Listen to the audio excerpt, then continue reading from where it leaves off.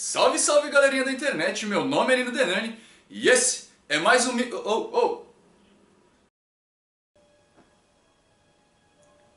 E esse é mais um vídeo meu aqui na internet. Eu quero começar esse vídeo falando que todos vocês são um bando de filhos da... Eu coloquei dois temas lá no Facebook para votação, né? Coloquei para falar desse tema que eu vou discorrer daqui a pouquinho, e um outro tema que era muito mais leve. Na verdade eu vou falar dos dois, vou introduzir o segundo tema hoje e vou falar do tema que vocês escolheram. Mas enfim, vocês escolheram um tema que é mais cabuloso, né? Tipo, vocês curtem o bagulho, né? Todo mundo fica falando, né? Porque todo mundo só vai em gira de Exu. Mas aí na hora de escolher uns bagulho assim, aí todo mundo quer, vamos falar do diabo, vamos falar do Lúcifer, vamos, né? Vocês são... Vou começar esse vídeo falando que eu entendo o porquê que isso acontece, tá?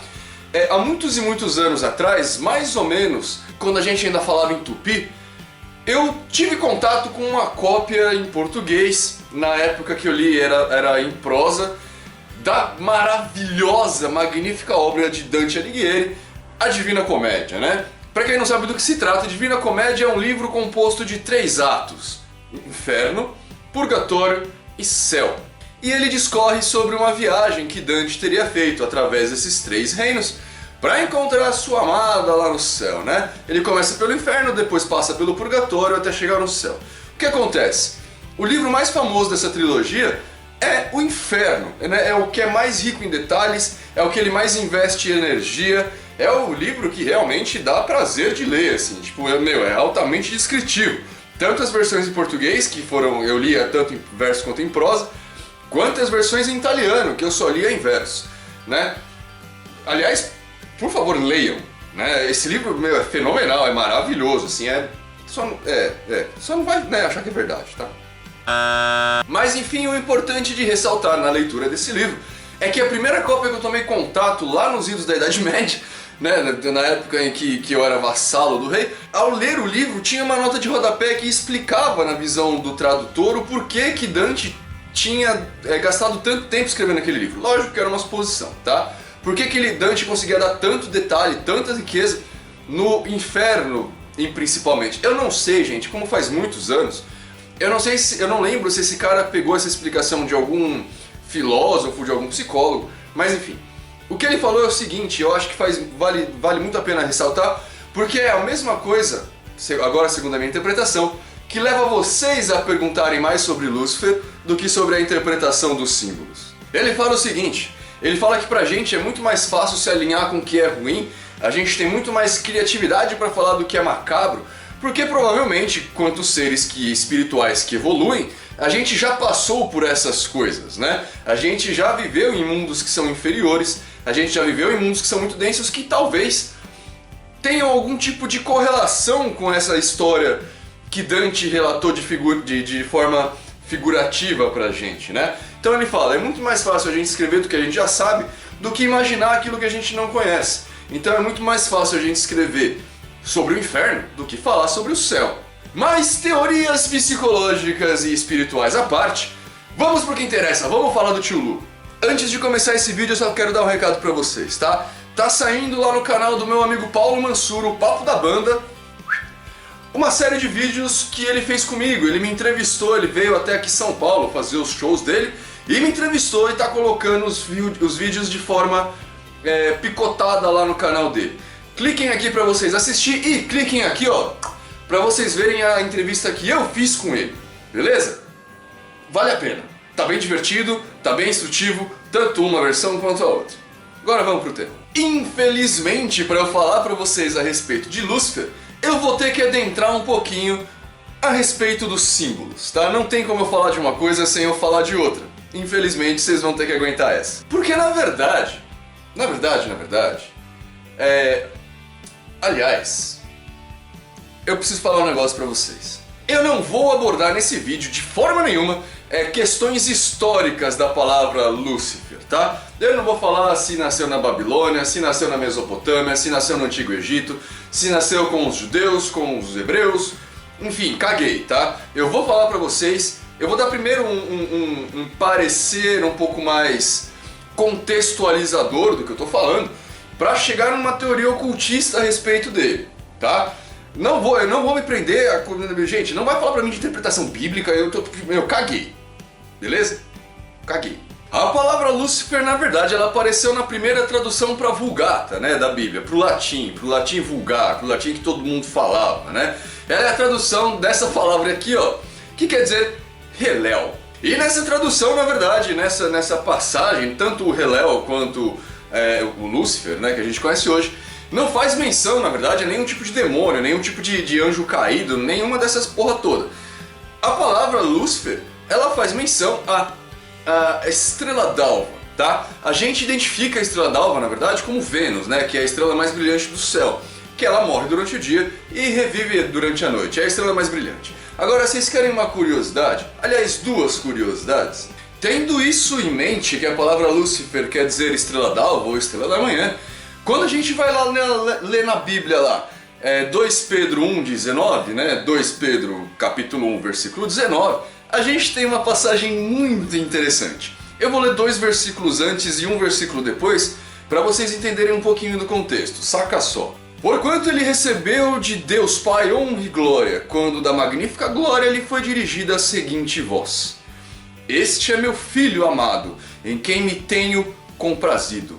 E ouvindo esta voz dirigida do céu, estando nós com ele no Monte Santo, e temos muito firme a palavra dos profetas, a qual bem fazeis em estar atentos, como a uma luz que alumia um lugar escuro, até que o dia amanheça, e a estrela da alva apareça em vossos corações. Sabendo primeiramente isto, que nenhuma profecia da Escritura é de particular interpretação. Eles estavam falando de Jesus Cristo. Espero que vocês tenham pegado a brincadeira aí. A segunda coisa que eu quero que vocês levem em conta é que, segundo o pesquisador Luther Link, um iconográfico Luther Link, né, ele pesquisa a respeito de ícones, ele fala que, na verdade, quando na Bíblia estamos falando de Lúcifer, ou Lux Fero, né, que é a estrela da manhã, né, na verdade Lux Fero quer dizer o portador da luz, e a gente já vai chegar nisso, quando eles usam essa palavra, eles estão, na verdade, falando de um rei daquela época, que ele era conhecido como a luz, o sol que resplandece, né? Era muito comum, inclusive no Egito, usar esse tipo de terminação. E quando se falava da luz da manhã, era uma metáfora usada para falar dos abusos que o rei, tal rei, que diz a lenda que era Nabucodonosor, cometia em nome, né, do que reis fazem. Pois bem, qual que é a grande brincadeira? Agora chega dessa parte mais contextual, né? Vamos falar do negócio que vocês querem ouvir, né? Que porra é essa? Enfim, em nenhum estudo que a gente consegue fazer a respeito de Lúcifer, isso vai da teosofia até, sei lá, Eliphas Levi, Israel Regardie, qualquer cara que você pegue nesse meio do caminho, você nunca vai ouvir falar de Lúcifer como um demônio, como um diabo, tá? A gente consegue, em até alguns momentos, pegar Lúcifer estabelecendo uma relação com Satanás. E essa relação, na verdade, tem tudo a ver, e é o que eu vou pegar com vocês agora, mas eu preciso que vocês entendam primeiro por quê. A palavra Satanás, ou Satã, né, ela quer dizer em sua genealogia, ali, em sua origem, a palavra Satã quer dizer adversário, né, aquele cara que é contra alguma coisa. E não é um negócio que é pejorativo, a gente pode falar que, por exemplo, o Nino é o Satã da religião, né? Porque o Nino é contra as religiões. Ou então que Palmeiras, aqui em São Paulo, Palmeiras é Satã de Corinthians. Não tem uma relação de status social, ou de status evolucional, ou de status de bondade ou maldade. É simplesmente quer dizer que essa palavra é que uma coisa é contra a outra, uma coisa é Satã da outra. Tá? Guardem isso na cabecinha de vocês. Agora vamos fazer uma brincadeirinha, né? Eu quero que vocês viajem comigo agora nessa maionese do ocultismo. Beleza, a gente tem uma história, na verdade, que a gente fala, e isso não é bíblico, tá? Isso daí, na verdade, vem lá da biblioteca de Nínive, é bem mais antigo. Mas enfim, existe uma história que diz que Deus criou o homem, né? E em determinado momento, por qualquer coisa, o homem foi tentado por uma entidade a comer o fruto do conhecimento do bem e do mal. Eu sei que vocês estão comparando essa história com Adão e Eva. tá? Mas essa história na verdade é bem mais antiga do que isso, o que não certifica a história de Adão e Eva e nem nega essa história. Mas enfim, a tradição católica fala que a serpente que incentivou Eva a pegar a maçã, o pomo, do conhecimento do bem e do mal, e dá-lo a também comer e dá-lo a Adão, o que culminou com a sua expulsão do paraíso, era Satã, era o adversário de Deus. E faz todo sentido, porque Deus falou não come, e Satã falou lá, come. Né? Ele está indo contra Deus, ele é Satã. Acontece que Adão e Eva, quando comeram lá o pomo proibido, né, o fruto da árvore do conhecimento, eu quero que vocês frisem isso, a árvore do conhecimento do bem e do mal, tá? Conhecimento do bem e do mal, beleza? Quando eles comeram isso, eles foram expulsos do paraíso, eles foram tomados por Satã, eles compraram as ideias de Satã e acabaram sendo expulsos do paraíso, beleza? Agora presta atenção, percebem que quando eles comeram um fruto lá, eles tiveram conhecimento do que é bem e do que é mal, né? Até algumas pessoas, na própria mitologia cristã, lá, mitologia bíblica, tá falando que eles se tornaram iguais a Deus por ter o conhecimento do bem e do mal. Então, né? Até hoje a gente trata o conhecimento como o ato de iluminar-se, né? A gente fala, por exemplo, o período do iluminismo francês é quando a idade das trevas percebe a relação. A idade das trevas acabou e a idade do conhecimento começou, né? Começaram inclusive o período do ateísmo, etc e tal, né? Dos primeiros ateus modernos, digamos assim, etc e tal. Olha só, a idade das trevas acabou, a idade da luz começou, do iluminismo começou. O que isso quer dizer? A gente, ao longo dos milênios, sempre tratou a fé como trevas e o conhecimento como a luz. Quem importa a luz? Não é à toa que no início do iluminismo também começaram as primeiras seitas satanistas, né? A Bíblia satânica foi escrita um pouco depois, mas ali já começaram as primeiras.